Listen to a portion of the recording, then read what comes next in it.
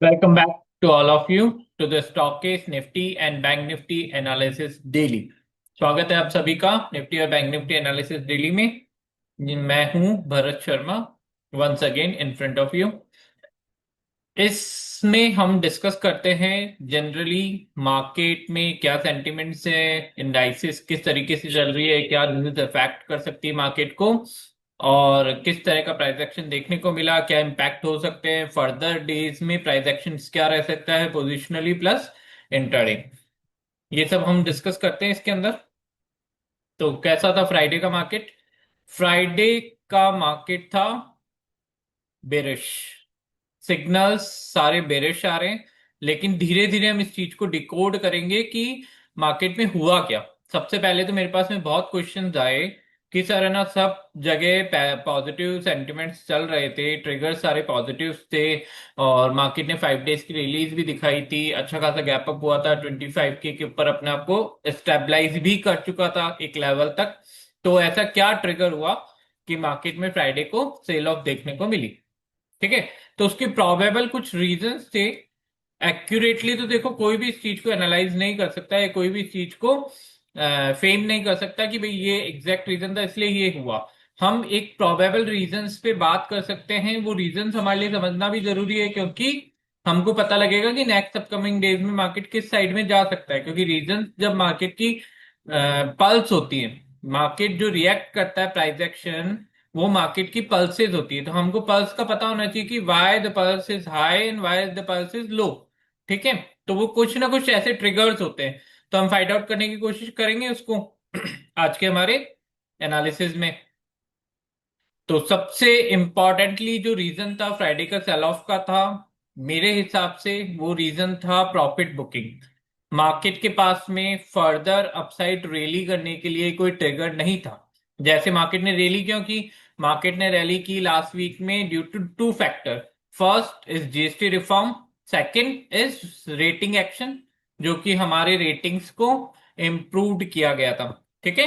बताया था, अपने डिस्कस किया था, एसएनपी ने अपना इंडिया की रेटिंग ट्रिपल बी माइनस से ट्रिपल बी कर दी थी। तो दैट मीन्स रेटिंग इंप्रूव हुई थी, तो उसका एक पॉजिटिव इम्पैक्ट था। प्लस जीएसटी रिफॉर्म जो लोग मानकर चल रहे थे, उसका पॉजिटिव इम्पैक्ट था कि मार्केट ने लास्ट वीक में एक अच्छी खासी रैली दिखाई, गैप अप से ओपन हुआ था और एक अच्छा खासा लेवल पे मार्केट अपने को लेके गया। मतलब अप्रोक्सीमेटली मान के चलो कि 1% करीब का मार्केट ने, 1 या 2% करीब का मार्केट ने अच्छा खासा अप अपने को दिखाया था। ठीक है। तो जब ये सारी चीजें हुई, मार्केट के पास में फ्रेश ट्रिगर नहीं था, तो मार्केट ने प्रॉफिट बुकिंग वहां से स्टार्ट करने लग गए। ठीक है। प्रॉफिट बुकिंग स्टार्ट करने के पीछे क्या ट्रिगर था? उसके पीछे ट्रिगर ये था कि एक ग्लोबल अनसर्टेनिटी का एनवायरनमेंट बना हुआ था। क्योंकि फ्राइडे के दिन पॉवेल्स की स्पीच थी यूएस में, जो कि वहां का फैट फैट चेयर है। तो उसका एक पीसी होनी थी उस दिन। तो सारे मार्केट उस दिन कॉशियस थे कि क्या होने वाला है, पावेल की स्पीच में क्या पॉलिसी में चेंजेस वो लोग करने वाले। अभी अपन डिस्कस करेंगे कि क्या हुआ, उसकी पॉलिसी से मार्केट में क्या इम्पैक्ट पड़ा। आ गई थी फ्राइडे को, लेकिन फ्राइडे के दिन मार्केट कॉशियस था, तो उसी के हिसाब से मार्केट बिहेव कर रहा था।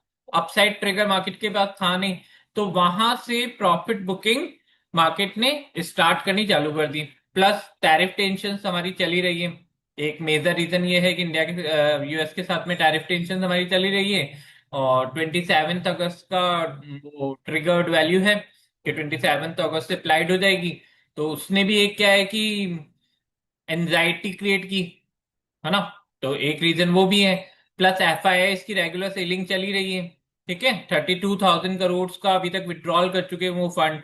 ये भी एक अच्छा खासा रीजन था। और देखा गया कि टेक्निकल वीकनेस भी थी।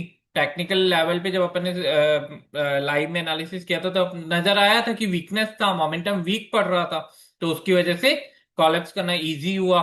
प्लस आईटी और फाइनेंशियल्स जो सेगमेंट है, एक्चुअल में तो सारे सेक्टर्स में नेगेटिविटी थी। अगर देखा जाए तो वो एक ब्रॉड बेस्ड सेलिंग थी। जो फ्राइडे को हमने देखा वो एक ब्रॉड बेस्ड सेलिंग थी। मतलब हम किसी स्पेसिफिक सेक्टर को ट्रिगर नहीं कर सकते, स्पेसिफिक सेक्टर के बारे में बात नहीं कर सकते। थोड़ा देखा जाए तो केवल फार्मा ठीक था, बाकी जो सेलिंग थी ऑल ओवर थी सारे सेगमेंट में। तो वो मार्केट में इन्वेस्टर्स का पैसिसिज्म भी बता रहा था कि कितने पैसिमिस्ट हैं वो लोग मार्केट के प्रति। ठीक है, तो ये कुछ सारे से रीजंस थे जिसकी वजह से वो सेलिंग ट्रिगर हुई। अब क्या हो सकता है? ठीक है, वो तो होना था जो हो गया, वो तो अभी अपन देख लेंगे कि भी आगे क्या लेवल्स बन रहे हैं, किस तरीके से ट्रीट करना है। लेकिन अब मार्केट में इस वीकेंड में क्या है ना, क्या न्यूज़ है, क्या इम्पैक्ट कर सकते हैं, सेंटिमेंट्स क्या कह सकते हैं। अब देखो ये क्या है कि थोड़ा सा अपने लिए ट्रिकी रहेगा नेक्स्ट वीक। ट्रिकी क्यों रहने वाला है? ट्रिकी इसलिए रहने वाला है क्योंकि इसका मेजर रीजन है, एक तो ग्लोबल मार्केट में अनसर्टेनिटी है। ठीक है, इंडिकेटर्स पैसिमिस्ट है, अभी आगे बात करेंगे अपन कि इंडिकेटर्स कौन कौन से हैं, वो पैसिमिज्म की तरफ क्यों इशारा कर रहे हैं। वो सारी चीजें अपन देखेंगे, डेटा में भी देखेंगे और प्लस है ना प्राइस एक्शन में भी देखेंगे। लेकिन एक ट्रिगर ऐसा भी है जो पॉजिटिव भी दिख रहा है। अब वो ट्रिगर क्या है? वो ट्रिगर है पॉवेल की स्पीच। अब पॉवेल ने क्या स्पीच दी, जो अभी अपन ने बात की कि मार्केट उसके पहले कॉशियस था, है ना, यही बात की ना अपन ने कि मार्केट कॉशियस था। उस कॉशियस में जब सेलिंग स्टार्ट हुई तो वो प्रॉफिट बुकिंग एनलार्ज होती गई और मार्केट में पैसिमिज्म ऑल ओवर। मार्केट तो ऐसे ही चलता, देखो मार्केट में कोई भी एक चीज ट्रिगर होनी चाहिए तो मार्केट फिर उसको धीरे धीरे एनलार्ज करता रहता है। बहुत रेयर ऑक्यूरेंस होते हैं जब मार्केट में ट्रिगर की हुई चीज को आप रिवर्स कर सकते हैं या थाम सकते हैं। ठीक है, लेकिन मार्केट में तो तूफान इसी तरीके का आता है, एक जने ने सेलिंग स्टार्ट की तो बस धमाधम सेलिंग ऑर्डर लगते हैं फिर। ठीक है, तो उस कहाँ थे अपन? पॉवेल की स्पीच पे, कि पॉवेल ने ऐसा क्या बोला, उसका क्या इम्पैक्ट हम लोग कंसिडर कर सकते हैं ग्लोबल मार्केट्स में प्लस इंडियन मार्केट में। तो चलो डिकोड करते हैं अपन पॉवेल ने क्या बोला। अगर सिंपल लैंग्वेज में समझा जाए तो पॉवेल ने एक flexible inflation targeting framework introduce किया। ठीक है, फ्लेक्सिबल इन्फ्लेशन टारगेटिंग फ्रेमवर्क से कहने का मतलब है कि ये एक एंटी इन्फ्लेशनरी फ्रेमवर्क है।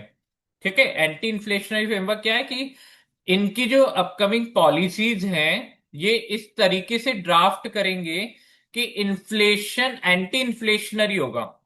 ठीक है, तो अब सीधा सा इसका टारगेट क्या होता है? यूएस में प्रॉब्लम क्या है? यूएस में प्रॉब्लम चल रही है दो तरह की। एक चल रही है वहां पर प्रॉब्लम आपकी उनका जॉब रेट। ठीक है ना, तो जॉब रेट, अनएम्प्लॉयमेंट रेट, वो एक बहुत बड़ा ट्रिगर है। प्लस जो एलिवेटेड इन्फ्लेशनरी प्रेशर है वो कहां से आ रहा है? वो आ रहा है ट्रम्प की टैरिफ से। जब आपने पूरे ग्लोबली सबके ऊपर अच्छी अच्छी खासी टैरिफ लगा दी गई है, ठीक है, गवर्नमेंट का रिवेन्यू इंक्रीज होगा टैरिफ से, लेकिन वाइस वर्सा प्रोडक्ट की डिमांड कम होगी और वही प्रोडक्ट आपको अमेरिकन सिटीजन्स को, यूएस सिटीजन जो उसके कंज्यूमर्स हैं, एक्सपोर्ट कर रहे हैं तो कंज्यूम डेफिनेटली यूएस में हो रहा है। ठीक है ना, तो जो उसके कंज्यूमर्स हैं उनको वो चीज महंगी पड़ेगी, डेफिनेटली टैरिफ इम्पैक्ट तो उस पर आना ही है, मतलब देखती सी बात है। तो वो टैरिफ इम्पैक्ट जो उनके ऊपर आ रहा है, तो उससे इन्फ्लेशन शूट करने का खतरा बढ़ गया। ठीक है, यूएस गवर्नमेंट के सामने दो सबसे बड़ी चैलेंजेस हैं ये आने वाले टाइम में। एक तो इन्फ्लेशन बढ़ने का खतरा, दूसरा उनका स्लो डाउन है जॉब जॉब ग्रोथ में। ठीक है ना, जॉब ग्रोथ स्लो डाउन आप ऐसे मान सकते हो कि अनएम्प्लॉयमेंट रेट पे प्रेशर है, वो बढ़ रही है, प्रेशर नहीं है, वो राइज हो रही है। ठीक है, तो जॉब ग्रोथ का प्रॉब्लम, इन्फ्लेशनरी, तो इसके लिए इन्होंने एक ऐसा फ्रेमवर्क डिजाइन किया। अभी हालांकि बहुत ज्यादा डिस्क्लोज नहीं किया फ्रेमवर्क को, लेकिन जो प्राइमा फेसी हमको समझ में आई वो चीज कि ये लोग एक एंटी इन्फ्लेशनरी फ्रेमवर्क पे काम करेंगे। तो उससे हुआ क्या, और एंटी इन्फ्लेशनरी फ्रेमवर्क होता क्या है? मोटा मोटी तौर पे देखें तो एंटी इन्फ्लेशनरी फ्रेमवर्क में रेट कट्स रेगुलराइज करनी पड़ेगी। जैसे जैसे इन्फ्लेशन बढ़ेगा वैसे वैसे रेट रेट कट मिलेगा, रैशनलाइजेशन उसका मिलेगा। मतलब जैसे जैसे समझ रहे हो ना कि इन्फ्लेशन राइज तो रेट कट्स करके उसको बैलेंस भी किया जाता है। ठीक है, एंटी इन्फ्लेशन मेजर्स में सबसे बड़ा मेजर्स होता है ये। हालांकि अभी इन्होंने ऐसा कुछ डिक्लेयर नहीं किया, एक फ्रेमवर्क के लिए अनाउंस किया कि हम लोग ऐसा फ्रेमवर्क बनाएंगे कि जैसे जैसे इन्फ्लेशन हमारी शूट करेगी हम प्राइसेस को स्टेबलाइज करने की तरफ काम करेंगे। है ना, इनकी जो अप्रोच रहेगी वो रिन्यूड फोकस के साथ में रहेगी for the stabilising prices while balancing employment even as ultra low rate commitment Fed.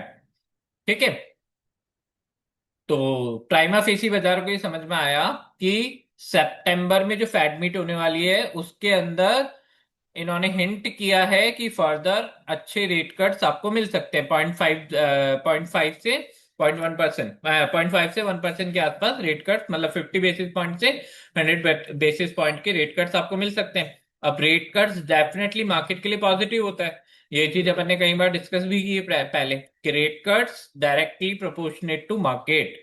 ठीक है, इनवर्सली प्रोपोर्शनेट टू। ठीक है, अगर रेट कट्स होते हैं तो इन्फ्लेशन कर्व होती है, इन्फ्लेशन कर्व होती है तो मार्केट में पॉजिटिविटी आती है, क्योंकि मार्केट को सस्ते में फंड मिलेगा, सस्ते में फंड मिलेगा और एम्पल अमाउंट ऑफ लिक्विडिटी रहेगी सिस्टम में। तो लिक्विडिटी इन्फ्लेशन को भी कम करेगी और मार्केट को हेल्प करेगी for the demand boosting. Demand boost होगी तो मार्केट की डिमांड बूस्ट होगी तो डेफिनेटली वो लोग सप्लाई बूस्ट करेंगे और एक इकोनॉमिक गेन आपको मिलेगा। लेकिन इसके लिए भी एक बैलेंसिंग चाहिए होती है, वो बहुत बड़ा इकोनॉमिकल फंडा है, उस पर अभी अपन डिस्कस नहीं करेंगे, लेकिन हम लोग मोटा मोटे तौर पे समझ ले कि रेट कट्स मार्केट के लिए लॉन्ग टर्म में पॉजिटिव होती है। ये कि हमारे आरबीआई बैंक गवर्नर ने भी लास्ट अभी जो मीट हुई थी एमपीसी की, तो उसके अंदर यही आउटकम निकाला था और इसी तरह की चर्चा हुई थी। अपन ने डिस्कस भी किया था उस चीज को कि रेट कट्स का वेट कर रहे हैं वो लोग कि भाई रेट कट्स का आज नहीं कल फायदा मार्केट में मिलेगा, और इसी चीज को कॉम्पनसेट कर रहे हैं वो टैरिफ से, कि टैरिफ से जितना मार्केट डाउन होगा रेट कट्स का इम्पैक्ट उसको स्टेबलाइज न्यूट्रलाइज कर देगा। ये अपने आरबीआई ने अपनी एमपीसी मीट में उसके आउटकम में ये चीज बोली थी। तो ये चीज हो गई। तो इससे क्या हुआ, जब उन्होंने पावेल ने फ्राइडे को रेट कट्स अनाउंस नहीं किया, लेकिन उन्होंने एक ऐसे फ्रेमवर्क की बात की जो हिंट कर रहा था कि वो लोग रेट कट्स एम्पल अमाउंट, मतलब सिग्निफिकेंट अमाउंट में कर सकते हैं। तो उससे मार्केट पे क्या इम्पैक्ट पड़ा? मार्केट पे ये इम्पैक्ट पड़ा कि इन्वेस्टर के sentiments direct bullish decisively shift हो गए। ठीक है, जो एक बैरिश सेगमेंट चल रहे थे तो वो डिसिसिवली बुलिश हुए। उसकी वजह से मार्केट में अच्छा खासा, जैसे हमारा मार्केट तो बंद हो गया था, उसके बाद में फैट मीट का ये फैट के मिनट्स आए थे, तो उसके बाद में क्या हुआ कि जो ग्लोबल मार्केट्स थे, स्पेशली ग्लोबल मार्केट में स्पेशली डाउस ने 850 पॉइंट का बूस्ट दिया। एसएमपी 500 और नैस्डैक करीब करीब रैली करे 1.5% से 2% के आसपास। ठीक है, अब ग्लोबल मार्केट एक दूसरे से इंटरकनेक्ट होते हैं, प्लस गल्फ मार्केट में भी थोड़ी सी रैली देखी गई और एक ऑप्टिमिज्म देखा गया। तो इसका इम्पैक्ट कहीं ना कहीं ग्लोबल मार्केट्स में आ सकता है।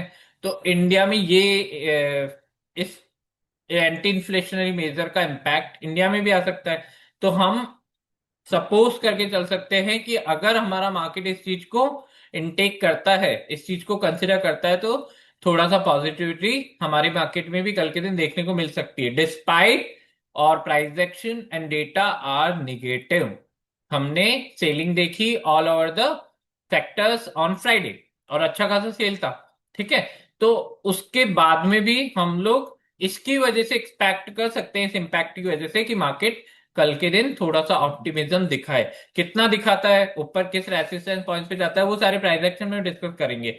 लेकिन इस वजह से हमको थोड़ा सा समझ में आ रहा है कि मार्केट में थोड़ी सी पॉजिटिविटी आ सकती है। जो क्रिप्टो करेंसी है, जो मेटल सेगमेंट है, उसके अंदर भी ऐसा देखा गया। ठीक है, ये तो अपन ने वहां पे इक्विटी मार्केट की बात की उनके, यूएस के जो S&P 500 और ये सारे थे। लेकिन इसका इम्पैक्ट गोल्ड सिल्वर, मतलब जो प्रीशियस मेटल्स होते हैं, इनमें भी देखा गया। जैसे हल्के हल्के तो ये पहले जब तो कॉशनरी मेजर्स ले रहे थे, तब जब पॉवेल की स्पीच नहीं आई थी उससे पहले हल्के से प्रेशर में थे, थोड़ा सा डिप मारा था, गोल्ड ने भी मारा था, थोड़ा सा सिल्वर ने भी, और इन्होंने भी, क्रिप्टो करेंसी भी थोड़ी नेगेटिविटी चल रही थी। जैसे ही पॉवेल का स्पीच आया ये शूट कर गए। ठीक है, जो गोल्ड स्पॉट में था वो 1.1%, सिल्वर 2.2%, प्लैटिनम 0.7%, है ना। तो ये ऐसे शूट करे, बैटल में भी इनका पैक देखा गया, प्लस क्रिप्टो करेंसी में भी इनका इम्पैक्ट देखा गया। जबरदस्त तेजी आई क्रिप्टो करेंसी में। जैसे कि एग्जांपल अपन देखें तो बिटकॉइन ने 1,12,000 से 1,16,000 तक की रैली की, 16,500 तक की। एथेरियम, सोलाना सारे सर्ज हुए, ठीक है ना, सारे ऊपर बढ़े, ये चीजें अपन ने देखी। अब क्यों बढ़े? उसका रीजन तो देखो सिंपल सा है, रेट कट्स होती है तो मार्केट में लिक्विडिटी बढ़ती है, लिक्विडिटी बढ़ती है तो फंड कॉस्ट कम होती है, तो इन एसेट क्लास को फंड करने के लिए कॉस्ट कम हो जाती है। इसकी वजह से ये लोग रेज हो गए, पॉजिटिव न्यूज है इनके लिए तो, ठीक है ना, फंडिंग कॉस्ट इनके लिए कम होती है, रिड्यूस होती है, तो ये इनके लिए पॉजिटिव होती है। तो इसलिए ये रिएक्शन हमने देखने को मिला। और क्या इंपॉर्टेंट न्यूज थी जो हम डिस्कस कर सकते हैं?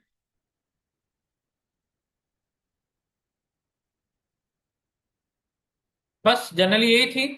चलो स्टार्ट करते हैं अपना प्राइस एक्शन। तो इन सारी चीजों में ये समझ में आया हमें कि मार्केट क्यों फॉल हुआ था फ्राइडे के दिन, और हम क्यों बात कर रहे हैं कि मार्केट में थोड़ा सा ऑप्टिमिज्म दिख सकता है मंडे को। ठीक है, यहां तक समझ में आया? ये सारी न्यूज बेस्ड और इस तरीके का अपन ने एनालिसिस किया।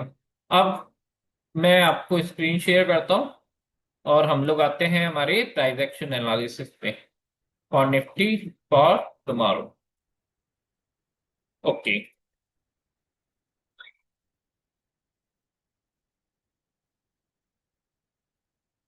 चलो मैं स्क्रीन विजिबल। सबसे पहले पोजिशनली देख लेते हैं मार्केट के क्या हालात हैं, फिर आगे बढ़ते हैं। डेली टाइम फ्रेम में देख लेते हैं, वीकली में बोलो तो वीकली में देख लेते हैं पहले।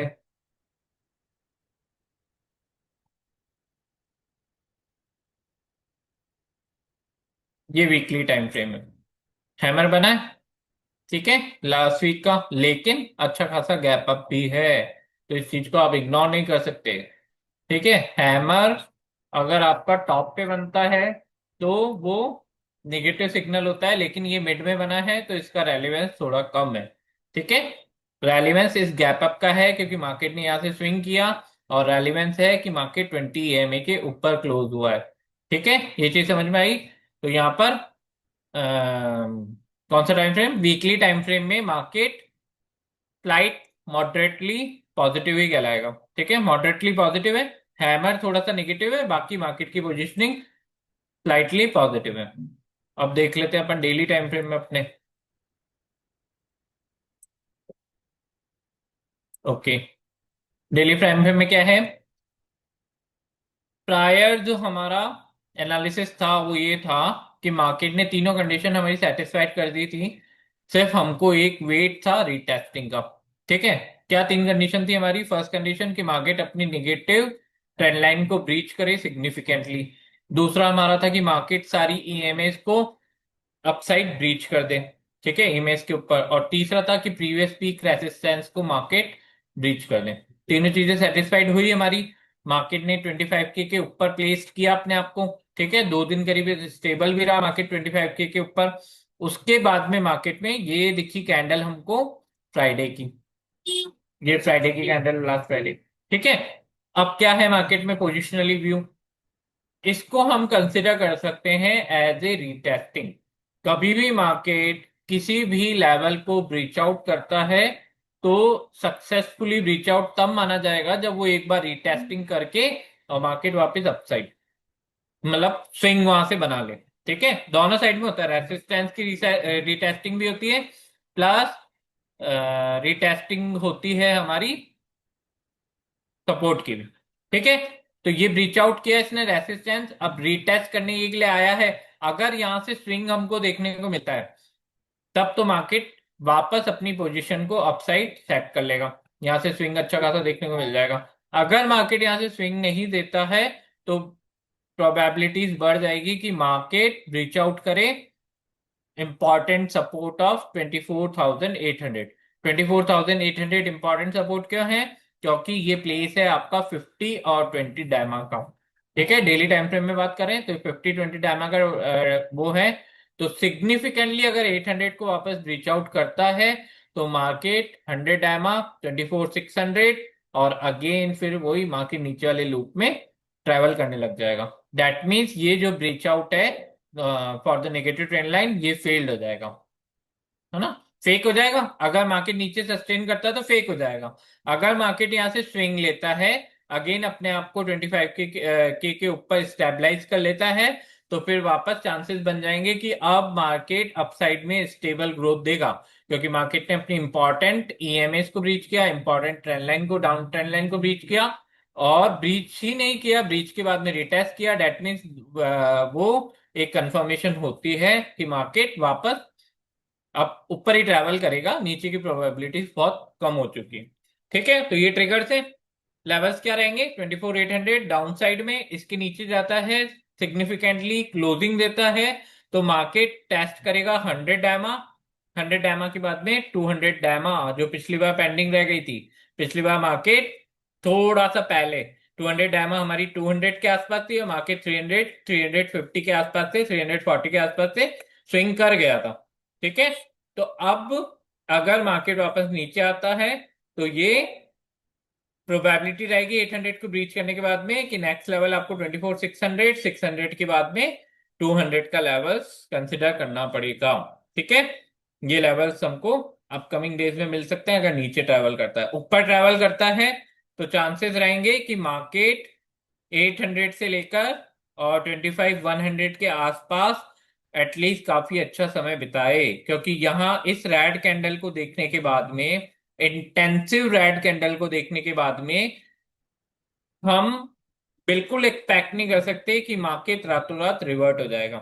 ठीक है, ये एक्सपेक्टेशन तो होती नहीं है, क्योंकि ये पैसिमिज्म आया है। ये profit booking normal profit booking नहीं थी, ट्रिगर तो हुई कहीं ना कहीं से, नॉर्मल प्रॉफिट बुकिंग नहीं थी, लेकिन जैसा कि हमने डिस्कस किया कि ये इंटेंसिव रेड कैंडल है, तो इसका इम्पैक्ट मार्केट में देखने को मिलेगा। अगर मार्केट किसी कारणवश पॉजिटिव नजर आता है, ऑप्टिमिज्म दिखाता है, गैप अप ओपन होता है, तो भी मार्केट में इस रेंज को अब ब्रीच आउट करना इंपॉर्टेंट है।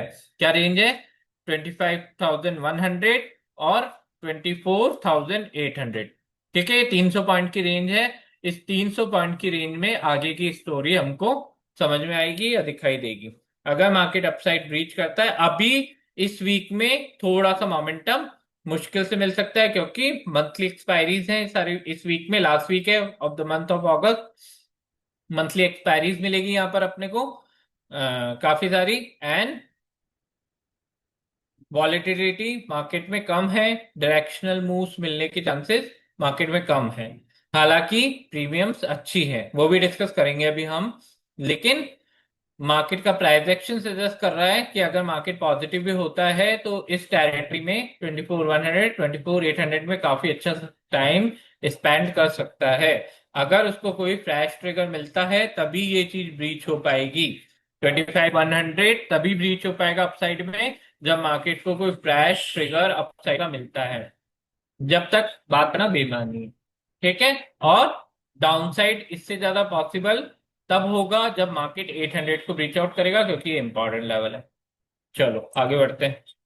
डेली टाइम फ्रेम में क्या दिख रहा है? डेली में तो देख लिया, सॉरी।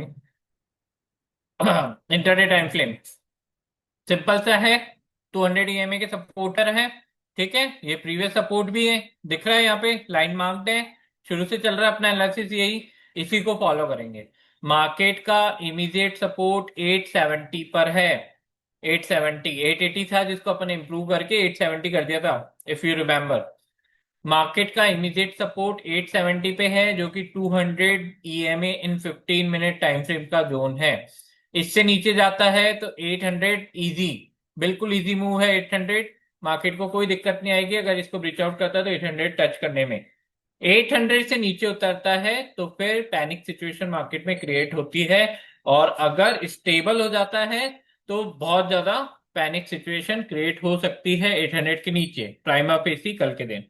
ठीक है, तो मार्केट 800 का स्ट्रॉन्ग सपोर्ट है, 870 के सपोर्ट पर है, तो इससे नीचे जाता तो 800, उससे नीचे जाता तो 720, 680 एंड 600। ये तीन लेवल्स हैं, प्री डिफाइंड पहले के लेवल्स हैं अपने।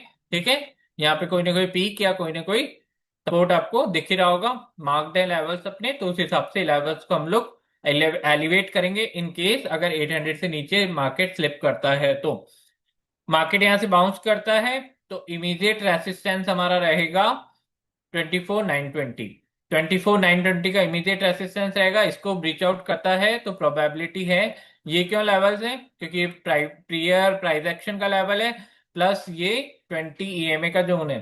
ठीक है, इसके ऊपर निकलता है तो मार्केट ट्राई करेगा ये प्रीवियस पीक को ब्रीच आउट करने का। प्रीवियस पीक आपको मिलेगी 24,960 पे। 960 ब्रीच आउट करता है, इन दोनों ईएमएस को ब्रीच आउट करता है तो मार्केट 25K के आसपास जाने की कोशिश करेगा। रियल बुलिशनेस सिस्टम में 25K के ऊपर ही मिलेगी, अदरवाइज यहाँ पे मार्केट इस टेरिटरी में टाइम स्पेंड कर सकता है। तो इंपॉर्टेंट लेवल क्या है? अगर गैप अप ओपन होता है तो हमको देखना पड़ेगा कि वो गैप अप 25K पे रेसिस्ट करके वापस या तो न्यूट्रलाइज कर देता है उस इम्पैक्ट को, और या फिर साइडवेज चला जाता है, और या फिर इतना हार्ड पुशबैक करता है कि वो आपका गैप अप वैनिश हो जाए। ठीक है, तो 25K से इंपॉर्टेंट लेवल। 25K के ऊपर निकलता है तो मार्केट कोशिश करेगा अगेन 25,100 को क्लाइम करने की, लेकिन वो 25K के ऊपर निकलना जरूरी है। प्रोबेबिलिटी बहुत कम है कि मार्केट 25 के अपसाइड में कल के दिन ब्रीच कर जाए। पॉजिटिव है, मार्केट इस टेरिटरी में ट्रेड कर सकता है, लेकिन थोड़ी सी प्रोबेबिलिटी मुश्किल है कि कल के दिन मार्केट बहुत भयंकर इंटेंसिव वे में और इसको ब्रीच आउट कर जाए। ठीक है, तो इस चीज का ध्यान अपने को रखना पड़ेगा कल के दिन इंट्राडे में। ठीक है, तो लेवल्स एक बार वापस बोल देता हूँ। 870 इमीडिएट सपोर्ट, रीच आउट करता है डाउन साइड में तो 800 इजी है। 800 से नीचे 720, 680 एंड 600। इससे ऊपर निकलेगा 920 से, कल के दिन 40 पॉइंट की रेंज दी है ओनली, 50 पॉइंट की। अगर 920 से ऊपर निकलता है तो इजी रहेगा, मार्केट कोशिश करेगा 960 के आसपास जाने की, जो कि इसके प्रीवियस पीक्स है फ्राइडे वाले दिन के। ठीक है, यहाँ पर कुछ एक्टिविटीज दिख रही है आपको। ठीक है, यहाँ पे सपोर्ट लेने की कोशिश कर रहा था, एक बार फाइनली ब्रीच आउट हुआ तो फिर ये रेसिस्टेंस बन गया। ऐसा फ्लिप है, इंपॉर्टेंट लेवल है 960। 960 क्रॉस करता है तो प्रोबेबिलिटी बढ़ जाएगी कि ये 25K के आसपास जाने की कोशिश करे। 25K ब्रीच आउट करता है तो मार्केट ऊपर हो सकता है, एक बार ब्रीच आउट करके वापस नीचे भी आ सकता है, लेकिन 25K के ऊपर स्टेबल होता है तो वो कोशिश करेगा 25,100 के 200 को वापस रिक्लेम करने का, जो कि हमारा prima facie daily time frame में हमारा टारगेट है। ठीक है, तो ये चीज इंटरडे के लिए क्लियर है। ओआई डेटा देख लेते हैं एक बार। वैसे तो अर्ली है अभी, OI data in the formation है, लेकिन फिर भी देख लेते हैं क्या हिंट लग रहा है। 850 पे क्या सिनेरियो है? 140 पॉइंट प्रीमियम यहाँ है और 95 पॉइंट, मतलब 235 पॉइंट प्रीमियम है। एम्पल अमाउंट ऑफ प्रीमियम है, मंडे को हम लोग ये लेके जा रहे हैं। ठीक है, अच्छी खासी प्रीमियम है। देखना पड़ेगा कि मार्केट मूविंग होता है कि नहीं होता है, प्रीमियम के अकॉर्डिंग मूव्स नजर आ रहे हैं नेक्स्ट वीक में।